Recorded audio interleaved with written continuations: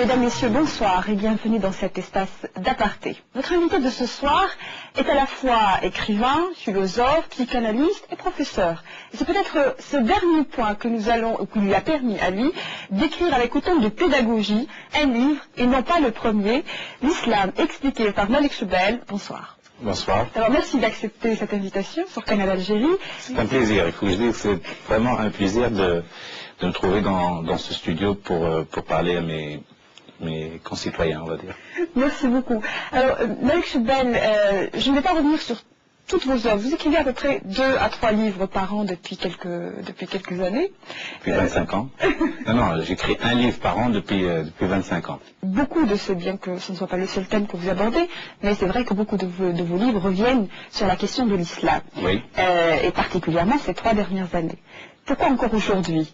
Encore expliquer l'islam en France alors que beaucoup de nos concitoyens vous regardent avec fierté, j'imagine, sur les chaînes de télévision, défendre l'islam et l'islam tel que à la fois nos grands-parents nous l'ont appris, ouais, mais aussi inscrit dans une logique de futur qui n'est pas du tout inintéressante.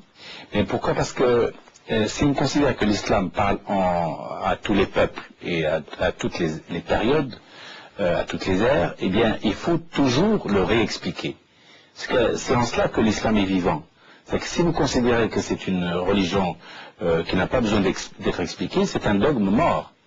Et il faut donc en permanence réajuster l'explication, essayer de faire ce que nous appelons nous l'ijtihad actif, pour que nous soyons à la hauteur des exigences du moment.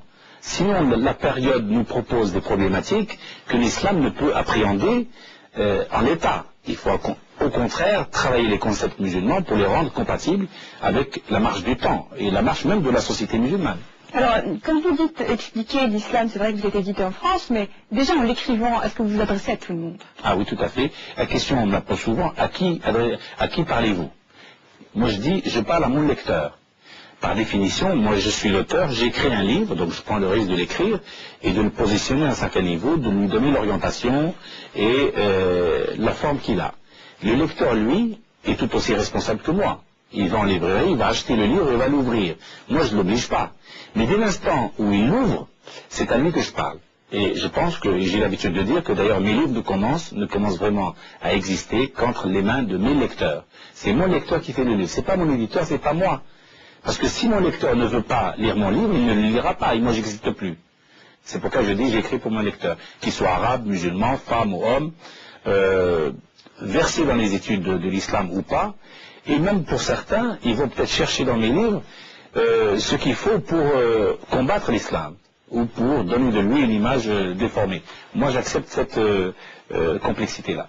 Alors, une complexité en tout cas qui n'apparaît pas au niveau à la fois de l'écriture, puisqu'on le constate, vous avez choisi des chapitres tous évidemment relatifs à l'islam. Alors, le prophète de l'islam, Mohammed, et puis par la suite les prophètes de l'islam, puisque souvent on considère en Occident que pour nous les autres prophètes n'existent pas, ou que, enfin, etc. Donc, et d'autres chapitres, notamment sur les courants de l'islam, sur lesquels on va revenir un peu plus tard, le tout de façon extrêmement pédagogique, en choisissant des termes très très simples. Oui, tout à fait, et c'est une volonté.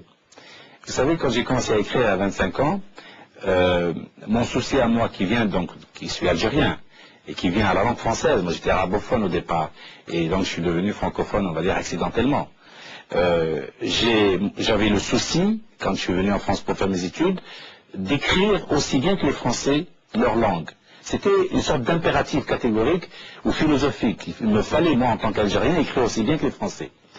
Et au fur et à mesure, je me suis rendu compte que les Français eux-mêmes n'écrivent pas le français que j'écrivais moi-même. J'écrivais un français que parfois eux-mêmes ne comprenaient pas, parce qu'ils sortent souvent des dictionnaires, des vieux livres, avec des mots compliqués, des phrases absolument très travaillées, etc.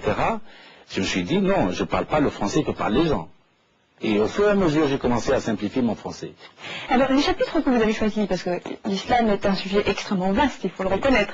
Les chapitres que vous avez choisis, vous les avez choisis en conséquence de quoi? Qu'est-ce qui a motivé vos choix?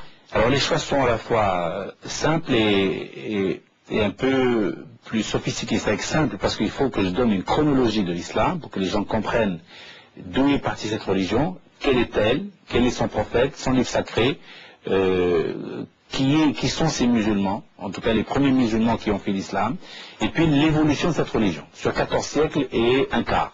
Et que si vous faites l'islam uniquement chronologiquement, vous allez dépendre uniquement de la perspective historique ou idéologique. Mais en tout cas, vous n'aurez pas la problématique transversale qui touche au social, qui touche à la psychologie, qui touche au sentiment par exemple, qui touche à la pratique rituelle, qui touche à l'ouverture de l'islam sur le monde, l'ishtihat qui est un concept récent, etc. Donc il faut le faire chronologiquement avec l'histoire, et puis le faire thématiquement quand le problème se pose au sein de l'islam. Alors ce sont des thèmes évidemment qui sont aussi des thèmes à débat, notamment ici en France, puisque vous écrivez ici en France. Il y a la femme, ça va de soi, puisque la femme reste un grand mystère, une grande curiosité. La femme dans l'islam reste une grande curiosité pour, ne serait-ce que les intellectuels qui n'ont pas encore d'idées affirmées, on va dire ça comme ça. Et puis il y a d'autres thèmes, par exemple, que sont le soufisme, qui est j'allais dire un mot extrêmement répandu, mais très méconnu. Vous avez voulu donner à ces deux thèmes particulièrement un regard beaucoup plus, j'allais dire, scientifique. Beaucoup plus pointu. Disons que ce sont deux thèmes que je connais bien.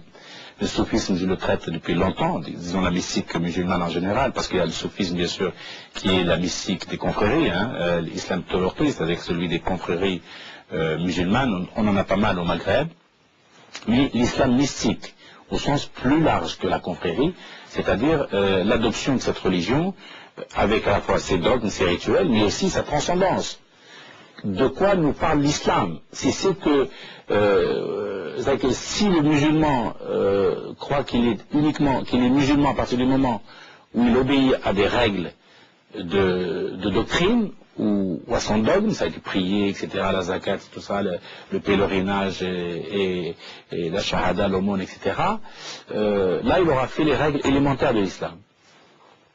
Mais moi je prétends qu'au-delà de ces règles-là, il y a encore un autre islam, c'est l'islam qui est ascensionnel, l'islam qui vous permet de vous dépasser, d'être dans l'écoute, à l'écoute du monde, d'être dans le respect d'autrui, de ne pas trahir, de ne pas tricher, de ne pas mentir. C'est un islam de valeurs, un islam fondé sur la conviction que nous portons tous, chacun à part, chacun pour soi, une part de la divinité de cette religion-là, une part de la beauté de cette religion-là. Donc ça, c'est un élément important. Alors, pour la femme... Femme, famille, enfin, il y a quand même plusieurs sous-chapitres dans le chapitre. Oui, la femme est un sujet extrêmement important en islam, parce que d'abord, on ne le connaît pas. On ne connaît pas tout à fait les apports de l'islam et de la religion musulmane pour ce qui est du statut de la femme. Pour ce qui est du statut de la femme. Il suffit juste de comparer la femme avant l'arrivée de l'islam et la femme après l'islam, malgré les dérives.